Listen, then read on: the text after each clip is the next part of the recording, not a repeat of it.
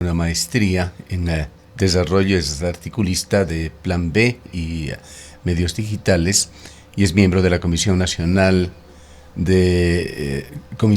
Ciudadana Anticorrupción. Juan, le damos la bienvenida. Quisiéramos conocer su punto de vista, informaciones sobre el tema de Gelbert, que ha puesto en aprietos al gobierno nacional, con declaraciones que van llenándose de contradicciones que más bien abonan a enredar antes que aclarar este tema, pues las investigaciones han revelado inconsistencias en la información de la compañía, incluyendo direcciones aparentemente falsas, registros empresariales poco claros. ¿Cómo ve usted esta situación? Gustavo, buenos días, gracias por el espacio. Una aclaración previa. Usted Uh-huh. sabe que nosotros como Comisión Nacional Anticorrupción tenemos un coordinador que a su vez hace las funciones de vocería pública. Uh-huh. Todos estos temas usualmente Germán Rodas los detalla y lo explica como corresponde. Yo lo que quisiera hacer es un poco complementar eso, pero también hacer un análisis sobre lo que está sucediendo con estos casos, ¿no? El tema de Helbert es un tema complementario, que nosotros lo incluimos como comisión una vez que habíamos presentado también el expediente que fue motivo de este enredo en el que cayó la vicepresidencia de la República. El expediente tiene denuncias de todos los casos de irregularidades que nosotros hemos detectado en la contratación desde el Ministerio de Salud Pública y el Instituto Ecuatoriano de Seguridad Social de adquisiciones, de compras y de contrato. Esa es una parte y se le entregó debidamente a la vicepresidencia de la República. Pero como coincide con la situación de Helbert que nosotros ya habíamos alertado semanas antes, coincide este caso con las declaraciones que hace el señor presidente de la República, que fueron de dominio público. Él mismo dijo en una entrevista de radio que esta empresa era la que iba a ser contratada para hacer el programa, el software de las derivaciones en el IES para agenciar las citas. Y eso es lo que provocó de alguna manera esta sospecha ciudadana, esta sospecha de los medios de comunicación sobre una serie de anomalías o contradicciones que había detrás de este contrato y también el silencio que en un principio quisieron imponer desde la vicepresidencia de la República. Según la propia vicepresidenta, fue su equipo, fue su despacho el que cometió el error.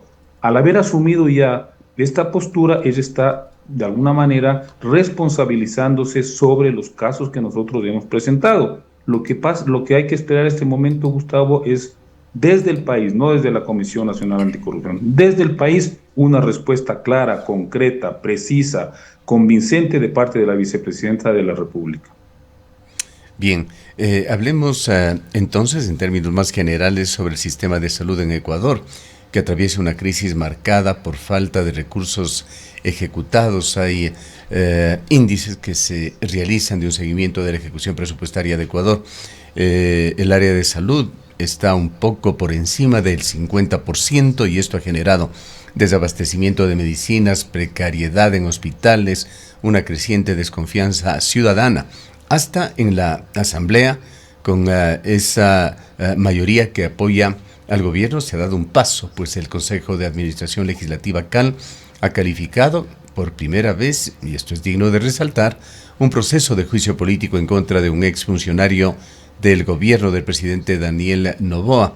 Se trata de Jimmy Daniel Martín, ex ministro de Salud. A ver, Gustavo, lo primero que hay que señalar es que este problema no es de ahora. Esto se viene acarreando desde hace mucho tiempo, desde hace varios gobiernos. El tema que tenemos que nosotros discutir aquí es el modelo de salud que se ha implementado en este país, tanto en el sector público como en el privado. Es un modelo que está basado en el lucro, en la comercialización, en la mercantilización de la salud, y por eso es que la corrupción se ha vuelto endémica en el sector de la salud, porque hay muchos intereses, hay mucho dinero en juego. Eso es lo que hay que analizar primeramente, y es difícil salir de estos problemas que enfrentamos ahora sin resolver el tema fundamental del modelo de salud. No es un modelo democrático, no es un modelo que busca el bienestar de la mayoría, no es un modelo de salud que se basa sobre todo en la solidaridad, en la atención, en el compromiso tanto del Estado como de la sociedad con los estándares de salud. Es un modelo que se basa en el lucro, en la ganancia, y eso es el gran problema. Ahora bien, los últimos gobiernos, nosotros desde hace prácticamente 10 años, hemos denunciado permanentemente esas lógicas corruptas que crecen al amparo de este modelo. Y todos los gobiernos de los últimos, qué sé yo, 20, 25 años han incurrido en las mismas irregularidades. Es decir, leyes que no se cumplen, leyes que se hacen para beneficiar a ciertos sectores, contratos irregulares, cooptación de funcionarios públicos para aprobar contratos. Es una larga lista de situaciones que lo único que hacen es consolidar una práctica absolutamente contraria al interés general. Eso es lo que estamos experimentando.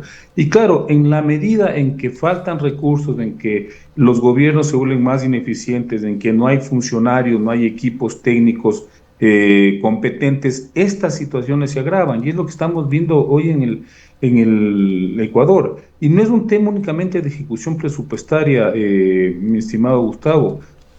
Inclusive existiendo más dinero, existiendo más recursos, si no se cambia la lógica de la política de salud, no vamos a salir del pantano de la corrupción, de la ineficiencia. Y dentro de esto, ¿cómo se ve la presencia de María José Pinto, la vicepresidenta de la República, encargada del sector del área de la salud, que es una de las que más problemas está trayendo al gobierno? Se comenta en diversos tonos su presencia, hay preocupación en la clase médica, pero también se observa de que la decisión del presidente de la República podría de alguna manera fortalecer el control que tiene que hacerse en esta área por el poder político que representa la figura de la vicepresidencia de la República y por una probidad que no ha sido cuestionada de la señora vicepresidenta, pero también hay debilidades y estas tienen que ver fundamentalmente por la falta de preparación y experiencia específica de la señora vicepresidenta en esta área tan compleja del gobierno.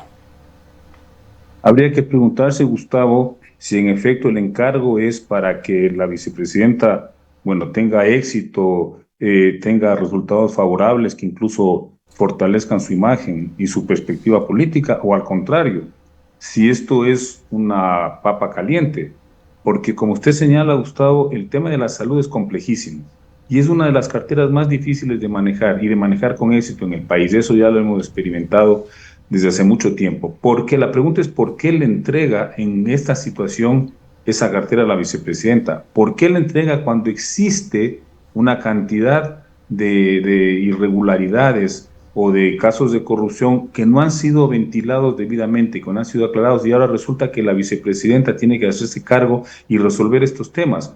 Imagínese, solamente pensemos en lo del contrato de Helbert, ¿sí? Si resulta que le dan, le transfiere la cartera el presidente de la República y a renglón seguido salta este escándalo de Helbert, que va a tener que de alguna manera responder la vicepresidenta. Habría que preguntarse si tal vez en lugar de darle la oportunidad de lucirse, le está dando una, digamos, le está generando un problema que podría terminar quemándole a la vicepresidenta, porque obviamente si es que ella no resuelve aspectos fundamentales, no todo el problema, pero aspectos urgentes y fundamentales, puede terminar desgastándose como imagen de la vicepresidencia y recién a 6 meses de haberse posesionado. ¿Qué lecturas dejaron para la Comisión Anticorrupción las respuestas de la señora vicepresidenta?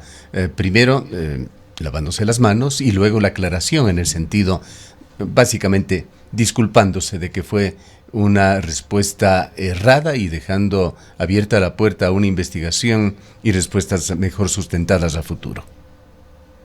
Bueno, nosotros esperamos, y como lo ha dicho Germán Roda, el coordinador de la comisión, esperamos que esa rectificación que ha hecho sea propositiva, sea en bien del esclarecimiento de estos casos. Por eso yo le decía a Gustavo, ahora el país es el que espera respuestas. Ahí está el expediente nuestro, debidamente documentado, respaldado, con una investigación seria que se ha realizado desde la comisión, y obviamente lo único que esperamos es que la vicepresidenta responda al país por estos casos. Ahora, le cuento una cosa, Gustavo, no es la primera vez que hacemos nosotros esto, lo venimos haciendo 10 años, entregando a las autoridades competentes, ministros, miembros del directorio del Instituto Ecuatoriano de Seguridad Social, lo hemos hecho sistemáticamente. Y claro, nunca hemos recibido respuestas muy concretas, ¿sí? ¿Por qué es que ahora ocurre lo que ocurre? Es precisamente por el error, según palabras de la vicepresidenta, de haber desechado esta iniciativa de la Comisión Nacional Anticorrupción y la desechó de una manera olímpica, diciendo, bueno, eso no me compete a mí. El país dijo, bueno, pero entonces, si es que no le competen estos casos de corrupción en el sector salud, ¿qué es lo que va a hacer con el encargo que le ha hecho el presidente? Eso es lo que suscitó esta situación, digamos, complicada para la vicepresidenta. Pero además a esto hay que sumar el tema de Helbert, que además esto hay que ser muy claro, Gustavo. Eso fue una iniciativa generada por este doctor Edgar Lama, a nombre del directorio del IES, sí, y con la venia del señor presidente de la República.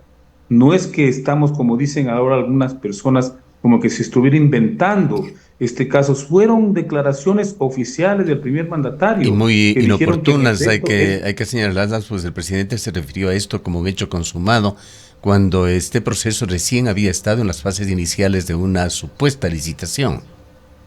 Y llevaban ya varios meses hablando del tema. No es que apareció de la noche a la mañana. No es que la oposición o las personas que somos críticas de estas prácticas hemos sacado del sombrero este caso. No, pues a partir de una declaración del presidente. Y, oiga, por principio, Gustavo, hay que creer que una declaración de un primer mandatario tiene fundamento y tiene sustento. A partir de ahí es que se arma este escándalo. Así es. Son prácticamente 2 meses de declaraciones. Justamente me parece que fue un 12 de septiembre la primera que se dio sobre este tema. En todo caso, desde la experiencia de la Comisión Ciudadana Anticorrupción, ¿cómo están los mecanismos de control en Ecuador? ¿Existen en realidad para garantizar que los recursos destinados a medicinas e insumos lleguen efectivamente a los hospitales? Y quisiera también aquí que nos cuente cómo está el tema de la actuación de mafias dentro de los hospitales. Bueno, nosotros hemos denunciado prácticas irregulares y corruptas. No podemos entrar en mayores investigaciones porque en primer lugar no nos compete y en segundo lugar no tenemos tampoco la capacidad para ir más allá. Hacemos lo que se puede desde una expresión de la sociedad civil, que es lo que es la Comisión Nacional Anticorrupción. ¿Qué es lo que hemos detectado? No de ahora, por eso le decía, esta es una investigación de los últimos 6 años, pero hemos investigado no solamente desde el 2015 que empezó la comisión, sino incluso de años anteriores al 2015. ¿Y qué es lo que hemos detectado? Es que hay una serie de mecanismos para naturalizar estas prácticas corruptas. Y eso involucra al sector privado, que es el que se beneficia de estos contratos, de estas ventas, de adquisiciones, y a funcionarios del sector público o estatal que son cómplices de estas prácticas. Y por señalarle algo, Gustavo, pese a que están objetados algunos grupos empresariales que participan en las subastas públicas, se dan formas para volver a repetir su participación en los próximos contratos. Y a pesar de que es obvio, es conocido, porque los nombres están ahí, porque constan los mismos contratistas, el Estado sigue asignándoles, sigue aprobándoles estos contratos. Le pongo un ejemplo. Hay compañías, hemos detectado nosotros cuyo titular es un vendedor ambulante, es una panadería, una mecánica, y que son de alguna manera los nombres, los testaferros, no sé cómo se denomina eso, para poder ganar estos concursos o para poder participar. Hay lo que se llama colusión, es decir, se ponen de acuerdo entre varios para que un día ganes tú, al día siguiente gane el otro, al día siguiente gane el tercero, y así de alguna manera se han ido repartiendo digamos, recursos del sector público. En el expediente que nosotros presentamos, Gustavo, se habla de 240 millones, y esa es una parte de este problema, 240 millones que estarían atravesados por irregularidades, y eso afecta al derecho de los ciudadanos, de la gente, a una mejor salud, porque son recursos nuestros. Eso es una parte. Pero imagínense, no es pelo de cochino hablar de 240 millones que se habrían de alguna manera manejado de manera totalmente arbitraria y corrupta. ¿Qué herramientas de control social, si es que existen algunas, por lo menos identificadas, visualizadas, serían recomendables por parte de la Comisión para monitorear la ejecución de recursos en hospitales y centros de salud? Gustavo, nosotros siempre hemos apelado a que existan expresiones de la sociedad que se hagan cargo de ese tipo de control. En todos los espacios cantonales, provinciales, no es fácil, no es fácil. Nosotros llevamos haciendo esto muchos años, Y claro, es un pequeño aporte en esta lucha contra la corrupción, pero debería haber una mayor presencia y sobre todo debería garantizarse mecanismos para que la ciudadanía, las organizaciones de la sociedad civil puedan ejercer este control. Lamentablemente las instituciones del Estado, Gustavo, hay que decirlo, hasta ahora nosotros como comisión nos han fallado. Nosotros tenemos más de 50 expedientes presentados en los últimos años a Contraloría, a Fiscalía y a los organismos del Estado encargados de alguna manera de resolver estos casos. Y un solo caso hasta ahora está judicializado, que es el caso de las fundas para cadáveres de los insumos durante la pandemia, que involucra a la familia Bucarán, y entendemos que el expresidente Abdalá Bucarán ha sido nuevamente convocado a la audiencia. Es el único caso que ha llegado a instancias judiciales. Los demás están ahí esperando el sueño de los justos, como se dice comúnmente. ¿Y de qué manera la ciudadanía podría hacer esta especie de control? Hay algunas asociaciones, pocas realmente, que se preocupan desde el punto de vista ciudadano de la salud aquí en la ciudad de Cuenca, pero ¿qué o de qué forma podrían exigir transparencia en el uso de presupuestos de la salud de una manera efectiva? Bueno, históricamente han existido, como usted señala, asociaciones, comités de usuarios, etcétera, que han intentado esto. El problema es que en estas estructuras de poder, Gustavo, hay una práctica para minimizar o para obstaculizar este tipo de acción ciudadana. Bueno, habría que discutir como país cómo logramos que estas instancias debidamente organizadas, debidamente legitimadas ante la sociedad, empiecen a cumplir esta función. Pero por otro lado, también hay que exigir a las instituciones del Estado que cumplan con su obligación.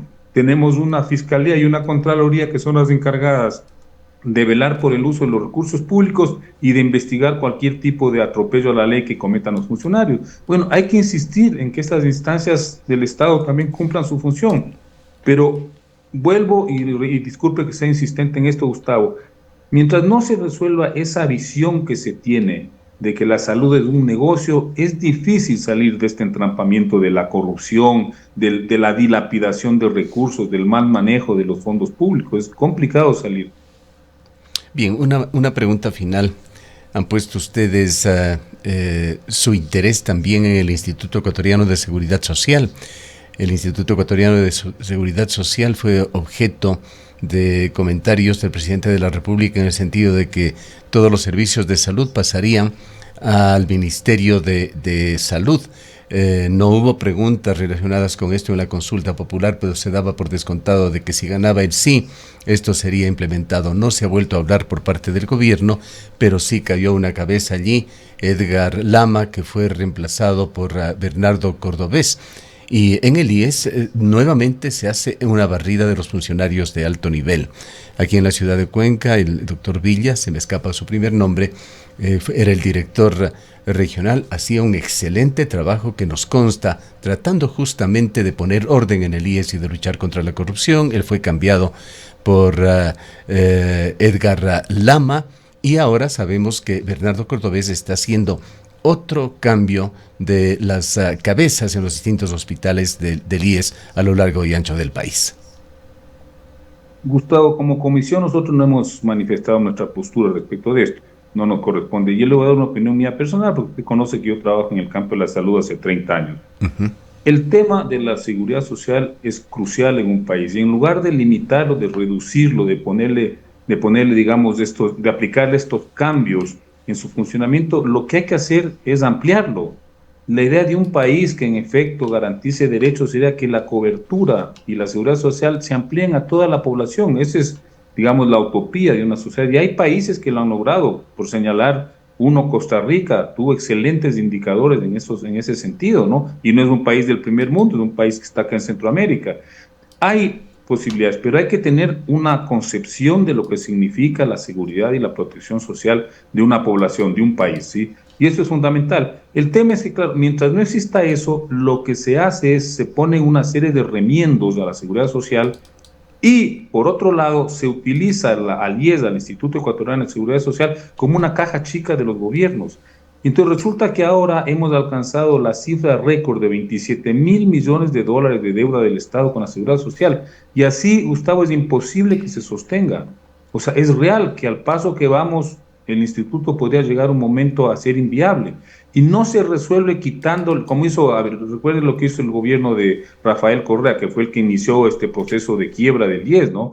Cuando pasó todo el fondo de pensiones a la atención de salud y dejó un hueco que es dificilísimo de llenar. Ahora viene Noboa y dice algo parecido, vamos a pasar salud al ministerio y dejar solamente las pensiones. Esas no son soluciones, son parches, son a ratos medidas populistas, son a ratos de iniciativas que tienen otros intereses detrás de estas decisiones. No, la idea de la seguridad social es cómo un país discute y trabaja por un sistema que en efecto proteja a todos. Y eso significa no solamente una estructura, ¿no?, que sea transparente, que sea eficiente, sino también un Estado que se compromete a financiarla. Y lamentablemente, en lugar de avanzar hacia allá, Gustavo, nosotros estamos retrocediendo en el Ecuador. Bien, queremos agradecerle por su presencia. Gracias, Gustavo.